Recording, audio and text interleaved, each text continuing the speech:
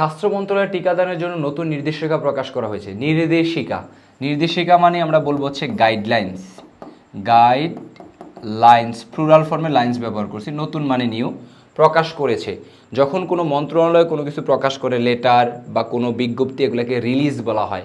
তাহলে প্রকাশ করা ইংলিশ আমরা এখানে রিলিজ বলতে পারি। পাবলিশও বলা হয়, কিন্তু এই জায়গায় রিলিজটাই সবচেয়ে বেশি সুইটেবল। টিকাদানের জন্য, টিকা মানে হচ্ছে ভ্যাকসিনেশন।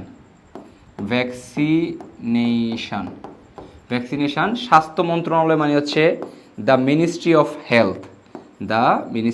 হেলথ। আচ্ছা, আমরা পুরোটা লিখব। আমাদের এখানে সাবজেক্ট কী হবে? সাবজেক্ট হচ্ছে কে প্রকাশ করেছে? স্বাস্থ্য মন্ত্রণালয়। তাহলে আমরা বলতে পারি দ্য মিনিস্ট্রির এম বড় হাতে দিব, কারণ এটা একটা নাম লিখছি আমরা। মিনিস্ট্রি অফ হেলথেও বড় হাতের আমরা দিব, মিনিস্ট্রি অফ হেলথ।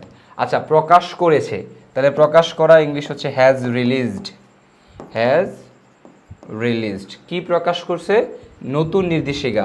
তাহলে রিলিজ নিউ গাইডলাইন্স।